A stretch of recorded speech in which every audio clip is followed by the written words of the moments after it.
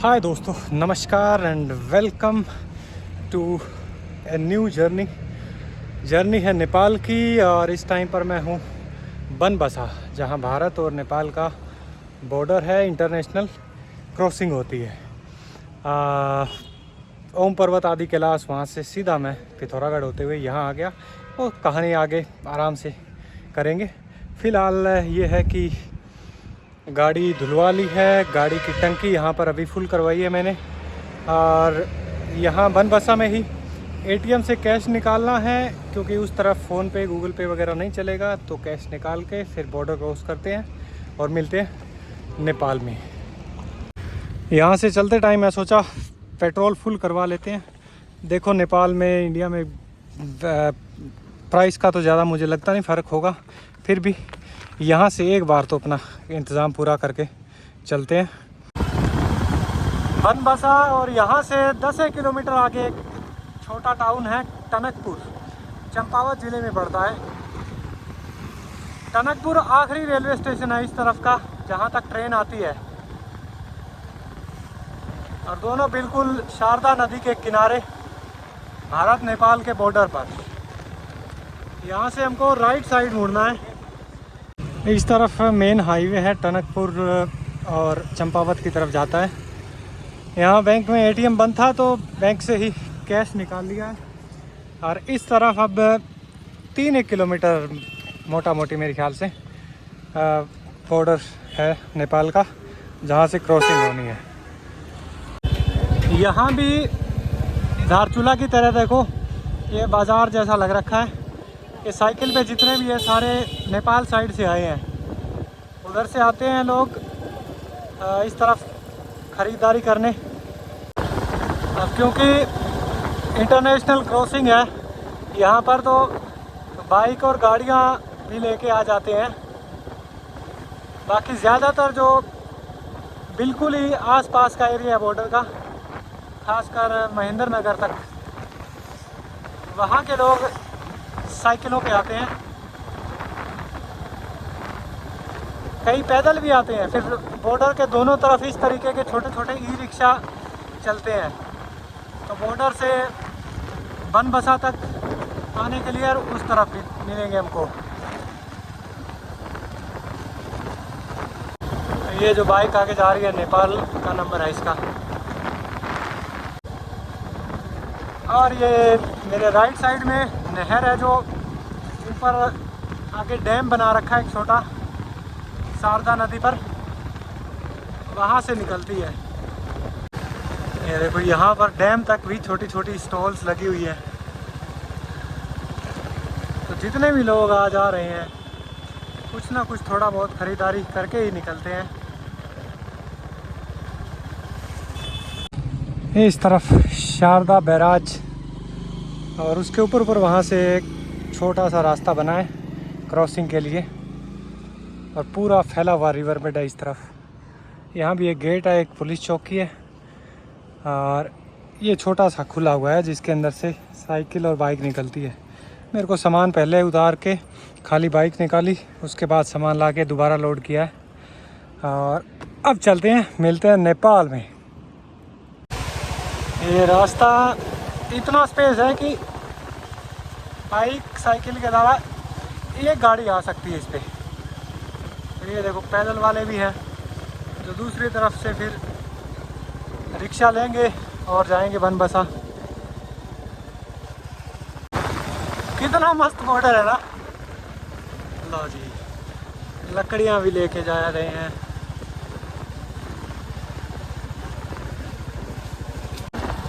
पीछे अपना एसएसबी की चेक पोस्ट थी, वहाँ पर एंट्री होती है। एक आईडी या जो लाइसेंस देखा,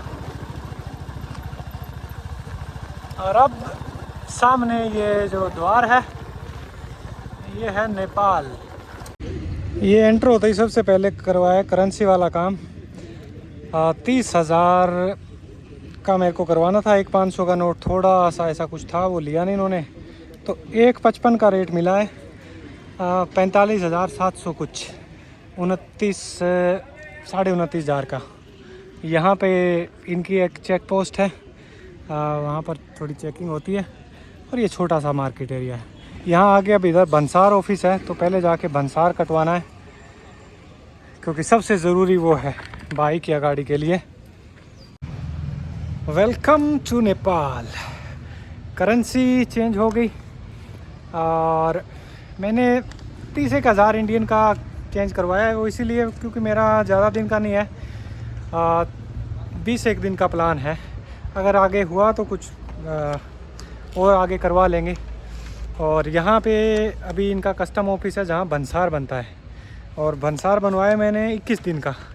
बाइक का लगता है 200 रुपये नेपाली पर डे, और गाड़ी का लगता है 600 रुपये नेपाली पर डे। तो अगर आगे ज़रूरत पड़ी कुछ और दिन एक्सटेंड करने की, तो पोखरा में भी एक्सटेंड हो जाता है या बन जाता है नया भंसार। पोखरा और काठमांडू मेन इनके जो टाउन है उनमें।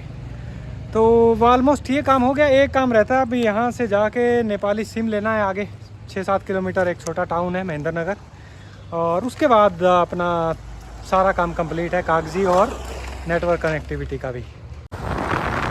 नेपाल में इंडिया की तरह 4 लेन और एक्सप्रेस वेज नहीं है एक भी। सारे के सारे ऐसे 2 लेन रूट्स हैं। नेपाल में एक अच्छी बात मेरे को ये लगती है, खासकर यहाँ का जो तराई वाला एरिया है, साइकिल बहुत चलाते हैं लोग। मतलब कि आने जाने के लिए, जैसे गांव से खेत है या बाज़ार है आसपास, इवन स्कूल वगैरह जाने के लिए भी। और चाहे लेडीज़ हैं, जेंट्स हैं, बच्चे हैं, बूढ़े हैं, ये देखो सब लोग साइकिल पे आना जाना करते हैं। कितनी अच्छी बात है ना। इधर कोई शादी हो रही है मेरे ख्याल, इसकी बारात जा रही है।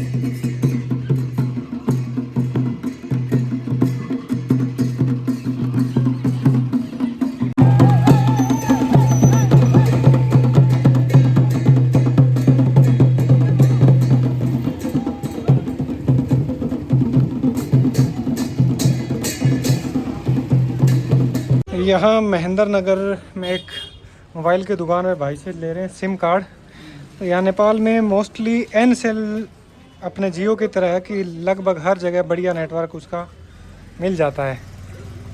और एनसेल के अंदर टूरिस्ट के लिए प्लान है कुछ एक, मेरे को सबसे ठीक लगा है। 2000 नेपाली रुपए लगेंगे, उसमें 1 महीने के लिए अनलिमिटेड डाटा है।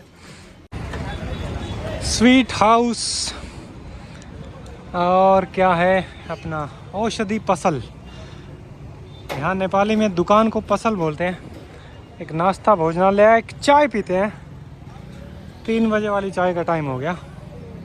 और फिर इस तरफ आगे, आज ज़्यादा दूर नहीं है, एक टाउन आएगा छोटा अतरिया, वहाँ तक चलेंगे। 3 बजे स्कूल की छुट्टी हुई है। देखो जैसा मैं बता रहा था, साइकिल का कितना ज़्यादा उपयोग करते हैं यहाँ पर लोग। ज़्यादातर बच्चे स्कूल साइकिलों पर जाते हैं, जिनका घर से थोड़ा दूर पड़ता है। ये सामने इस तरीके के पेट्रोल पंप होते हैं नेपाल में, बिल्कुल सिंपल, सादे, ओपन। ये मेन हाईवे पे इस तरफ एक छोटा अड्डा है, कोई अंदर किसी गांव की तरफ रास्ता जाता है। यहाँ छोटी सी एक मार्केट जैसी डेवलप हो रखी है। वो बस खड़ी है, ऑटो खड़े हैं कुछ। बड़ा पीपल का पेड़ इसकी छांव में।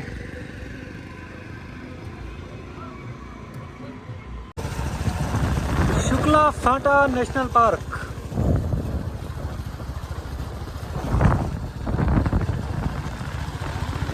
ये इस रूट पर पहला नेशनल पार्क है। नेपाल जाना जाता है अपने बड़े बड़े नेशनल पार्क और वाइल्ड लाइफ की वजह से। पहाड़ तो यहाँ पर ऊंचे है ही है, दुनिया के सबसे। फॉरेस्ट एरिया भी बहुत है। देखो दोनों तरफ कितना ज़बरदस्त घना जंगल है। ये मेरा चौथा ट्रिप है नेपाल में, और इस रूट पर खासकर महेंद्र नगर से बुटवल के बीच में पूरा एरिया जो है ना, उसमें ट्रैवल करने का इतना मज़ा आता है।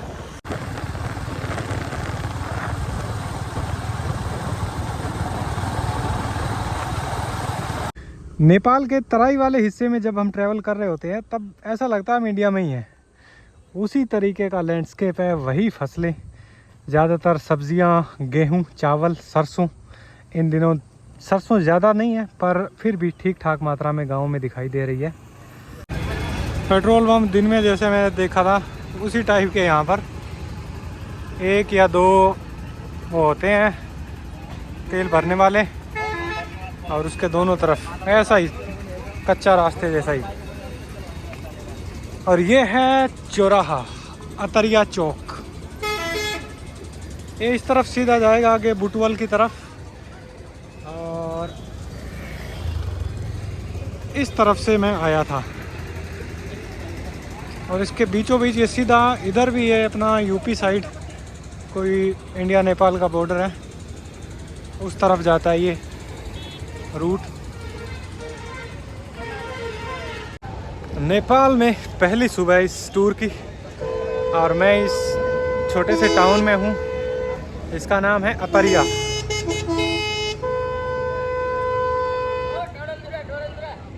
क्या करें बताओ इनका। एक तो यहाँ की बसों के जो हॉर्न है इतना इरिटेटिंग है ना, पता नहीं अजीब सा। और कल वैसे मेरा प्लान तो था इस तरफ ऊपर पहाड़ों की साइड, यहाँ से 60 किलोमीटर आगे जाके रुकने का, पर यहाँ पहुँचते पहुँचते ही दिन ढल गया और सनसेट के बाद फिर मैं चलता नहीं हूँ। तो यहीं एक लॉज में कमरा लेके मैं रुका, और अभी बढ़िया धूप खिली है। मौसम अभी फ़िलहाल अपने जैसा ही है जैसे हरियाणा पंजाब में इन दिनों है, क्योंकि ये प्लेन एरिया है। और जैसे जैसे ऊपर पहाड़ों की तरफ बढ़ेंगे वहाँ पर ठंड भी बढ़ेगी। तो चलते हैं, करते रवानगी, और आज देखते हैं नेपाल के पहाड़ी इलाके। इस तरफ रह जाता है जो टाउन है पूरा, और मेन रोड जो ईस्ट वेस्ट हाईवे है। और ये एरिया जो है ये आउटस्कर्ट है एक तरीके से इसका। यहाँ बस और टैक्सी स्टैंड है और छोटा बाज़ार है। ये बस और टैक्सी स्टैंड इसलिए है कि इस तरफ ये जो रूट ऊपर जा रहा है ये ऊपर पहाड़ों की साइड, नेपाल का जो धारचूला है उस तरफ जाता है। तो इधर के जितने भी लोग हैं वो इन टैक्सीज़ में इस तरीके की चलती है यहाँ। ये इस तरफ स्कूल है, और ये बाहर आप साइकिलें देख सकते हैं कितनी सारी। जो भी बच्चा साइकिल चला सकता है, चाहे वो 5वीं 4थी क्लास का हो, चाहे वो 10वीं 12वीं में हो, वो सब साइकिलें लेके आते हैं। इंडिया में मुझे लगता नहीं कहीं भी किसी भी स्कूल में आज के टाइम इतनी साइकिलें देखने को मिलेंगी।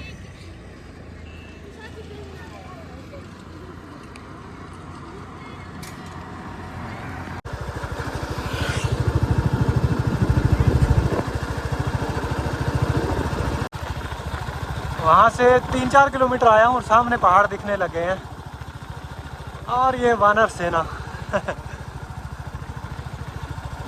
देखो रोड के बीच में कितना मस्ती से बैठे हैं। शायद लोग आते जाते कुछ इनको डाल के जाते हैं खाने के लिए, पर ये गलत है। सड़क के ऊपर फेंक के जाना दाने या कुछ भी चीज़, रोड के साइड में डाल दो। अतरिया टाउन से 10-12 किलोमीटर नॉर्थ की तरफ आने के बाद पहाड़ी इलाका शुरू हो गया है। और ये एरिया नेपाल में इसको सुदूर पश्चिम बोलते हैं।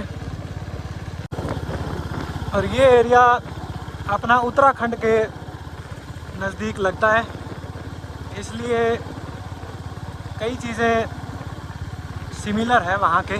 खासकर कुमाऊँ वाला इलाका है जो, यहाँ के पहाड़ों का स्ट्रक्चर और जंगल, खासकर ये चीड़ के पेड़, ऐसा लग रहा है उत्तराखंड में ही चल रहे हैं। और सामने लोकल गांव के लोग देखो जंगल से घास काट के सुबह सुबह, अब सर्दियां शुरू होने से पहले हर जगह पहाड़ी इलाकों में खासकर ये अपना स्टॉक इकट्ठा करना शुरू कर देते हैं। यहाँ एक छोटा सा गांव आया जिसमें बिल्कुल ही छोटी सी एक मार्केट है, कुछ खाने के होटल हैं, लॉज वगैरह, और ये फ्रूट और सब्ज़ी की दुकानें लगी हैं। तो ये वाला जो आप देख रहे हैं ये माल्टा, और ये उत्तराखंड में भी खूब होता है। और ये आइटम भी, इसका नाम मुझे नहीं पता, ये मीठा करेला है। ये वाला भी मोटा नींबू ले। और नमस्ते, ये वाला क्या चीज़ है? टमाटर। टमाटर। ये कैसा टमाटर है? रुक टमाटर, अचार खाने वाला। अचार वाला? अच्छा, ये टमाटर तो भैया यहीं देखा है मैंने। क्या है ये, देसी है कि कैसा सीन है? देसी लोकल? अच्छा, ओके। और ये वाली मिर्चा। मिर्च।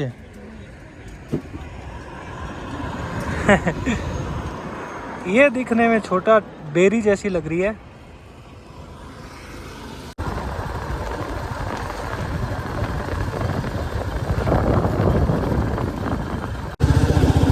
वहाँ से बढ़िया ताज़ा संतरे लिए कुछ। अगर रास्ते में कोई अच्छी सी जगह आएगी वहाँ बैठ के धूप में खाएंगे। ओह वो रास्ता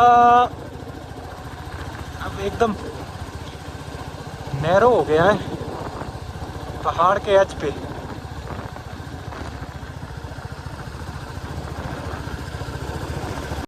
और यहाँ नेपाल में रेलिंग वाला सिस्टम नहीं है, सीधी खाई नीचे दिखती है चलते हुए।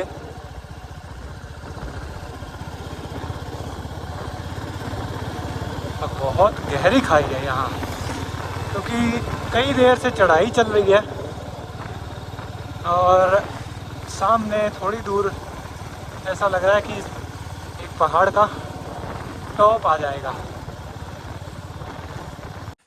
वहाँ उस गांव से संतरे लेने के बाद मैं ढूंढ रहा था कि कोई जगह है जहाँ पर बैठकर थोड़ी देर आराम करें, खाएं। मगर एक तरफ ऊंचा सीधा पहाड़, नीचे सीधी खाई। अब जाके रोड के थोड़ा बगल में स्पेस है खाली, चीड़ के पेड़ों के नीचे बैठ के थोड़ा सुस्ताते हैं। तो नेपाल में ये मेरा चौथा ट्रिप है। इससे पहले जो तीनों ट्रिप मैंने किए वो मेनली ट्रैकिंग के पर्पज़ से किए थे। इस बार मेरा प्लान है सुदूर पश्चिम से लेके पोखरा तक के एरिया में, ऊपर ऊपर पहाड़ों में,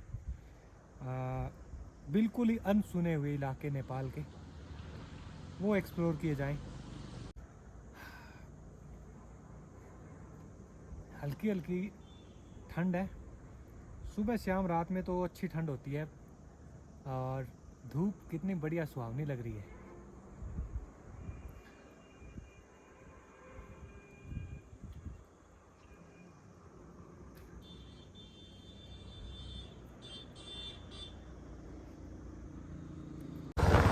आज का मेरा ज़्यादा लंबा प्लान नहीं है, वही जो सुबह मैं बोल रहा था 60 किलोमीटर वहाँ से अतरिया से।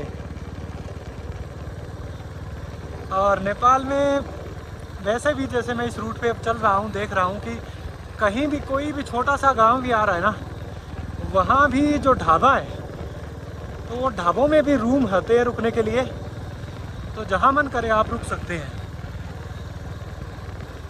यही 400-500 नेपाली रुपीस एक रात का रेंट होता है। रास्ता देखो, चीड़ के जंगलों के बीचों बीच, ऐसा लग रहा है अल्मोड़ा के आसपास कहीं ट्रैवल कर रहे हैं। वहाँ भी ऐसा ही है।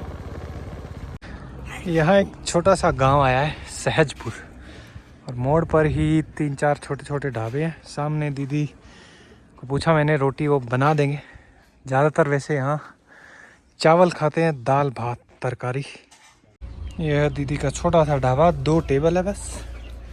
नमस्ते, ये किचन साथ ही। यहाँ मोस्टली इस टाइप के छोटे छोटे जनरल स्टोर कम नाश्ता पसल बोलते हैं ना, नाश्ते की दुकान।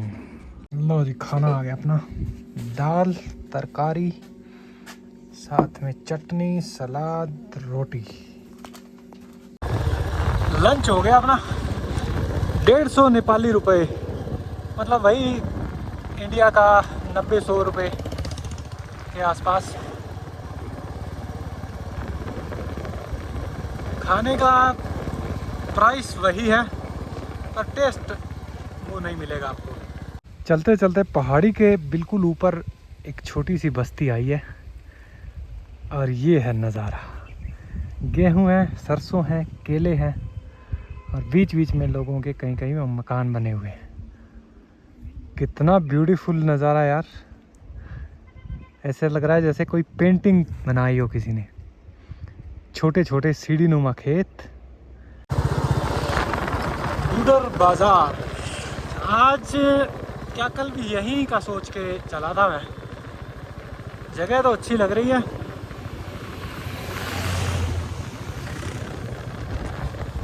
देखते हैं यहाँ। ये गांव है एक बूडर, इसका छोटा सा मार्केट है। इसमें रोड के दोनों तरफ काफ़ी खुला स्पेस और पहाड़ी के ऊपर है। कुछ होटल है, रुकने के लॉज वगैरह भी हैं।